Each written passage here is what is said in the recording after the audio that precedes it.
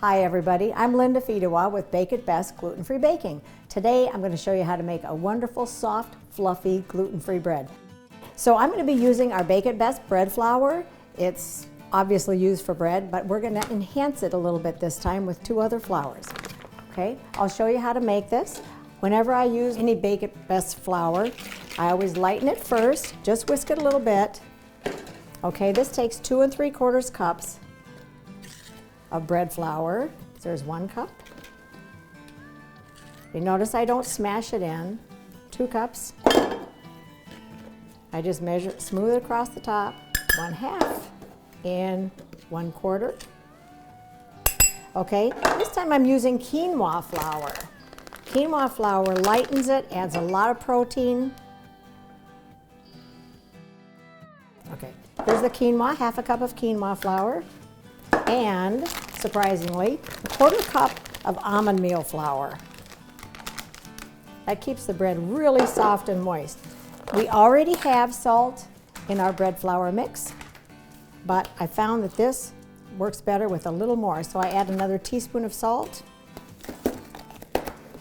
And all I do to mix these together is just whisk it slightly. There we go, all done. Okay. Now that we've mixed our flour, I'm going to show you the next step, which is all the liquid ingredients. Okay, we have to start with 1.5 cups of warm water, not over 105 degrees, in a 2-cup measure. You'll see why it has to be done in a 2-cup measure. Okay, I start with 2 tablespoons of granulated sugar. I'm going to add to the water. And I just whisk it. Once the sugar dissolves, then we're going to add 2 tablespoons of yeast. This is just active dry yeast. I use Red Star, but many kinds are gluten-free. Okay, I whisk it again to get it all stirred in. Now that will sit and start to rise. Okay, while that's rising, I'm going to measure out 2/3 cup of egg whites. It's about 5 egg whites to make 2/3 cup. Okay, and to that I'm going to add 1/3 cup of light olive oil. My husband always used vegetable oil. That works fine too. I just like olive oil. Okay, now we have these ready. We're going to set this aside and give it a chance to rise. While we're waiting for the yeast to rise, I'm going to show you how to prepare the pans. Now to start with, our bread pans are kind of small, maybe 8 by 4, something like that. And sometimes they stick a bit. So to make sure they don't stick, I use parchment paper. Okay, so to make sure that it fits well, all you have to do is set the pan. I'm going to cut 2 together. Set the pan like this and make the mark maybe 1 inch beyond.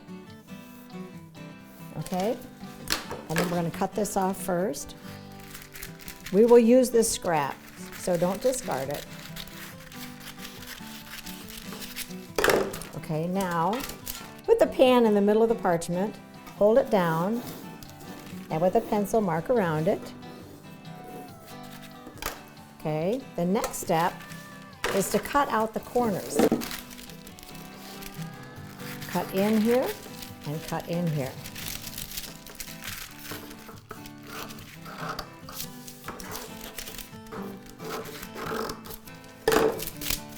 Okay, so this is what we have. We're going to flip it upside down, and to make it easier to fold in, we're just going to fold little marks. Okay, now before I put it in the pan, I'm going to spray the pan lightly so it will hold on to it. And we take our lining, set it right down in. It goes where it's supposed to because you've already folded on the lines. And then I use the scraps to tuck in the edges. So there's no spot where the bread will stick.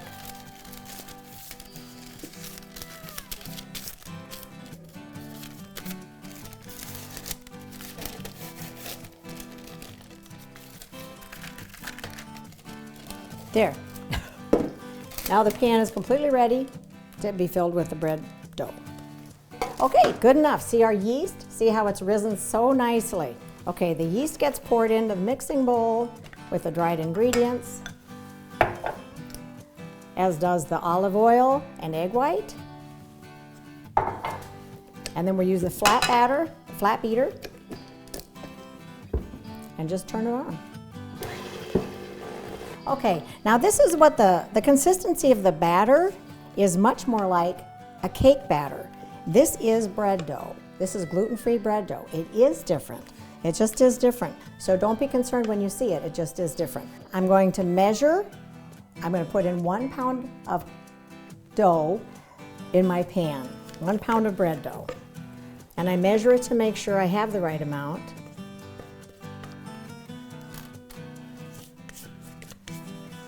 There we are. We have 1 pound. And I just simply shake it just a bit and leave it sit. It is now going to rise for 30 to 40 minutes. You want the top of it, and it'll rise just beautifully, just like this. You want the top of it to be about even with the edge of the pan, maybe just under it just a bit. And then so it will rise. Then you will put it in the oven, the middle of the oven at 350 degrees for 40 minutes. I know when the bread is done, when it's been in the oven 40 minutes. But I always make sure by testing it with a meat thermometer, and all I do is stick a meat thermometer down in it, and then it instantly goes up to 200 degrees. And I know it's done perfectly. Okay, so here is our wonderful, soft, see I promised soft, wonderful quinoa bread. And I'll cut some to show you. This is just not to be believed. This is so soft. And folks, it stays this soft. Each day it firms up a bit, but it doesn't firm up like other gluten-free breads. It stays so soft. I know you saw it bend, it stays soft, okay? This is a wonderful bread.